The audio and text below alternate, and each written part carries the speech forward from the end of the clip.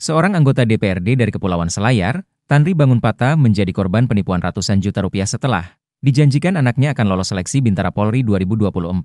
Tanri, yang merupakan legislator dari Partai Amanat Nasional, bersama anaknya, didampingi pengacara Irwan Irawan, mendatangi Mapolda Sulawesi Selatan pada Rabu, 18 September 2024, untuk melaporkan kasus tersebut. Kuasa hukum korban Irwan Irawan menjelaskan bahwa penipuan ini bermula pada Juli 2024, ketika anak kliennya dinyatakan tidak lolos seleksi Bintara Polri di SPN Batua, Makassar. Pelaku bernama Devi kemudian mendekati korban dan mengaku bisa membantu anaknya lolos dengan menggunakan kuota khusus. Asalkan korban menyiapkan dana sebesar 700 juta rupiah. Devi memperkenalkan seseorang bernama Sarifah yang diklaim memiliki koneksi dengan Mabes Polri untuk membantu meloloskan anak korban menjadi anggota Polri.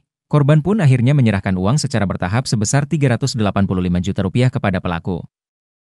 Untuk meyakinkan korban, anak korban dan 6 orang lainnya dikarantina di rumah pelaku dan hotel, seolah-olah mereka telah lolos seleksi Bintara Polri. Namun hingga saat ini, anak korban belum juga dinyatakan lolos. Korban bersama kuasa hukumnya kemudian melaporkan kasus ini ke Polda Sulawesi Selatan. Dalam kasus ini, terdapat 7 orang korban, masing-masing diminta menyiapkan dana 700 juta rupiah.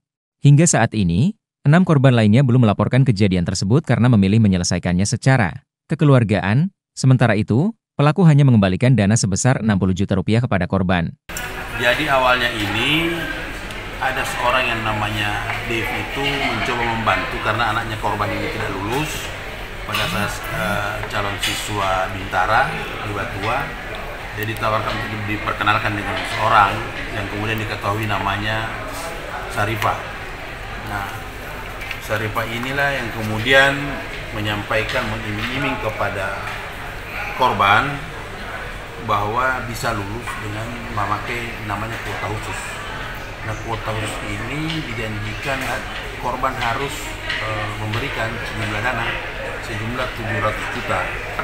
Nah, dalam perjalanannya korban memberikan pembayaran tersebut secara bertahap. Ada ditransfer kepada Muhammad Maisi El Tobing, sudah transfer, ada bukti transfernya, dan itu total keseluruhannya adalah 385, walaupun kemudian kan ada pengembalian sekitar 60 juta.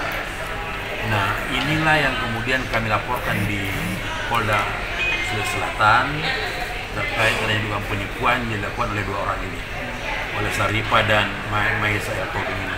Kuasa hukum korban menyatakan bahwa penipuan ini tidak melibatkan institusi Polri. Pelaku hanya mengklaim ada orang di Mabes Polri yang akan mengurus kelulusan anak korban, namun klaim tersebut tidak benar. Ardi Fajar TV Fajar Radio melaporkan. Terima kasih telah menonton. Jangan lupa subscribe, like, comment, and share. Saksikan terus informasi terbaru dengan menekan tombol lonceng hanya di channel Fajar TV.